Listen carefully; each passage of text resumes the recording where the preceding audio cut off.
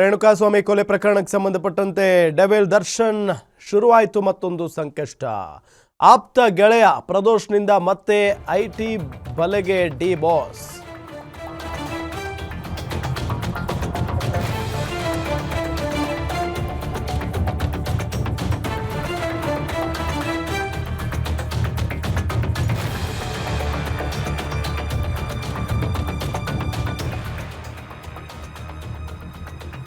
ನೋಡಿ, ಚಿತ್ರದುರ್ಗದ ರೇಣುಕಾಸ್ವಾಮಿ ಕೊಲೆ ಪ್ರಕರಣಕ್ಕೆ ಸಂಬಂಧಪಟ್ಟಂತೆ ಕಂಬಿ ಎಣಿಸ್ತಾ ಇದ್ದಾರೆ ದರ್ಶನ್.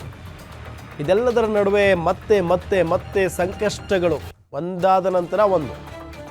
ಈಗ ಆಪ್ತ ಗೆಳೆಯ ಪ್ರದೋಷ್ನಿಂದ ಮತ್ತೆ ಐಟಿ ಬಲೆಗೆ ಡಿ ಬಾಸ್ ಬಿದ್ದಿದ್ದಾರೆ. ಪ್ರದೋಷ್ ಮನೆಯಲ್ಲಿ ಸಿಕ್ಕ 30 ಲಕ್ಷಕ್ಕೆ ದಚ್ಚು ಬಳಿ ಕೇಳ್ತಾರ ಲೆಕ್ಕ.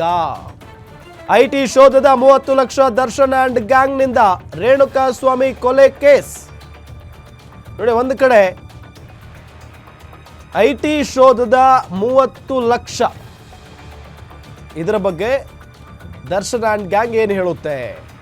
ಈಗ ಇದೇ ದರ್ಶನ್ ಅಂಡ್ ಗ್ಯಾಂಗ್ನಿಂದ ರೇಣುಕಾಸ್ವಾಮಿ ಕೊಲೆ ಕೇಸ್ ಆಗಿರೋದು. ದರ್ಶನ್ ಅಷ್ಟೇ ಅಲ್ಲ, ಆತನ ಆಪ್ತ ಪ್ರದೋಷ್ ಕೂಡ ಈ ದುಡ್ಡಿಗೆ ಲೆಕ್ಕ ಕೊಟ್ಟಿಲ್ಲ.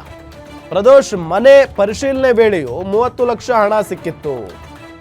ನೋಡಿ, ಮತ್ತೆ ಡೆವಿಲ್ ದರ್ಶನ್ ವಿಚಾರಣೆ ನಡೆಸ್ತಾರ ಐಟಿ ಅಧಿಕಾರಿಗಳು. ರೇಣುಕಾಸ್ವಾಮಿ ಕೊಲೆ ಪ್ರಕರಣ ಡೆವಿಲ್ಗೆ ಮತ್ತೆ ಸಂಕಷ್ಟ ಆರಂಭ ಆಗಿದೆ. ಈಗ ಆಪ್ತ ಗೆಳೆಯ ಪ್ರದೋಷ್ನಿಂದ ಸಂಕಷ್ಟ ಎದುರಾಗಿರೋದು. ಈ ಬಗ್ಗೆ ಪ್ರದೋಷ್ನ ಕೂಡ ವಿಚಾರಣೆ ನಡೆಸಿತ್ತು ಐಟಿ, ಅಂದರೆ ಅಧಿಕಾರಿಗಳು, ಐಟಿ ಅಧಿಕಾರಿಗಳು ವಿಚಾರಣೆಗೆ ಒಳಪಡಿಸಿದ್ರು. ವಿಚಾರಣೆ ವೇಳೆ ಹಣದ ಮೂಲ ಗೊತ್ತಿಲ್ಲ ಅಂತ ಪ್ರದೋಷ್ ಹೇಳಿದ್ದಾನೆ.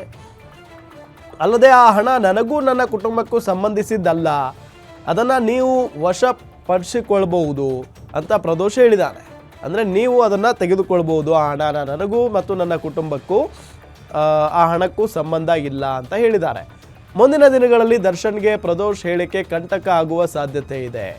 ಈಗಾಗಲೇ ದರ್ಶನ್ ಮನೆಯಲ್ಲಿ 82 ಲಕ್ಷ ರೂಪಾಯಿ ಹಣ ಪತ್ತೆಯಾಗಿರೋದು. ಐಟಿ ಇಲಾಖೆಗೆ ಕೋರ್ಟ್ ಆದೇಶವನ್ನು ಹೊರಡಿಸಿದೆ. ಈಗ ಪ್ರದೋಷ್ ಹಣವು ಐಟಿ ಇಲಾಖೆಗೆ ನೀಡಲಾಗುತ್ತೆ.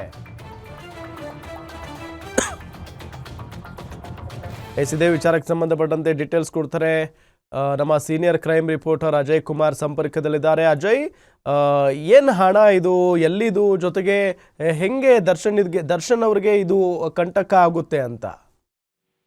ಖಂಡಿತವಾಗ್ಲೂ ರಾಮ್, ಏನಂದ್ರೆ ರೇಣುಕಾಸ್ವಾಮಿ ಕೊಲೆ ಪ್ರಕರಣದಲ್ಲಿ ಆ ಸಂದರ್ಭದಲ್ಲಿ ಕೆಲವೊಂದು ಮನೆಗಳನ್ನು ಕೂಡ ಪೊಲೀಸರು ರೈಡ್ ಮಾಡ್ತಾರೆ. ರೈಡ್ ಮಾಡಿದಂತ ಸಂದರ್ಭದಲ್ಲಿ ನಟ ದರ್ಶನ್ ಮನೆಯಲ್ಲೂ ಕೂಡ ಲಕ್ಷಾಂತರ ರೂಪಾಯಿ ಹಣ ಕೂಡ ಸಿಗುತ್ತೆ. ಅದೇ ವಿಚಾರವನ್ನ ಇಟ್ಕೊಂಡು ತನಿಖೆಗೆ ಇಳಿದಂತ ಸಂದರ್ಭದಲ್ಲಿ ಪ್ರದೋಷ್ ಕೂಡ ಒನ್ ಆಫ್ ದ ಅಕ್ಯೂಸ್ಡ್ ಈ ಕೇಸಲ್ಲಿ ಅಂತ ಗೊತ್ತಾಗತ್ತೆ.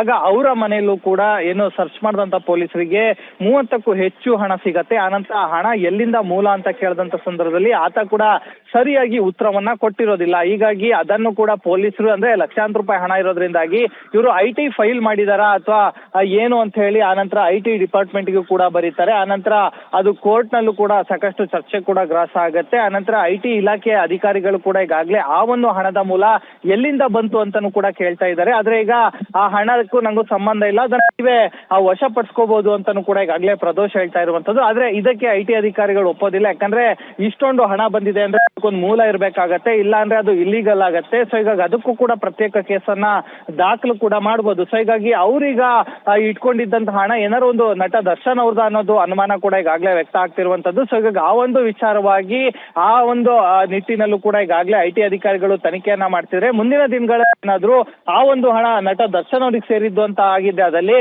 ಅವ್ರ ಮನೇಲಿ ಸಿಕ್ಕಂತ ಹಣ ಜೊತೆಗೆ ಇದರ ಹಣ ಎರಡೂ ಏನಿದೆ, ಎರಡನ್ನೂ ಕೂಡ ಅವರು ಸಮರ್ಥನೆ ಮಾಡ್ಕೊಳ್ಬೇಕಾಗತ್ತೆ. ಇಲ್ಲ ಜೊತೆಗೆ ಅದಕ್ಕೆ ಪೂರಕವಾದಂತಹ ಡಾಕ್ಯುಮೆಂಟ್ಸ್ ಅಥವಾ ದಾಖಲೆಗಳೇನಿರುತ್ತೆ ಅದನ್ನ ಒದಗಿಸ್ಬೇಕಾಗತ್ತೆ. ಇಲ್ಲಾಂದ್ರೆ ಮುಂದಿನ ದಿನಗಳಲ್ಲಿ ಅದರಿಂದಾಗಿ ಪ್ರದೋಷ್ ಮನೇಲಿ ಸಿಕ್ಕಂತ ಹಣದಿಂದ ಕೂಡ ಅವ್ರಿಗೂ ಕೂಡ ಸಂಕಷ್ಟ ಎದುರಾಗುವಂತ ಸಾಧ್ಯತೆ ಕೂಡ ದಟ್ಟವಾಗಿರುವಂತದ್ದು. ಸೊ ಹಾಗಾಗಿ ಮುಂದಿನ ದಿನಗಳಲ್ಲಿ ಯಾವ ರೀತಿಯಾದಂತಹ ಬೆಳವಣಿಗೆ ಈ ಒಂದು ಲಕ್ಷಾಂತರ ರೂಪಾಯಿ ಹಣ ಪಡೆಯುತ್ತೆ ಅಂತ ನಾವು ಸಹ ಕಾದ್ ನೋಡ್ಬೇಕಾಗಿದೆ ರಾಮ್.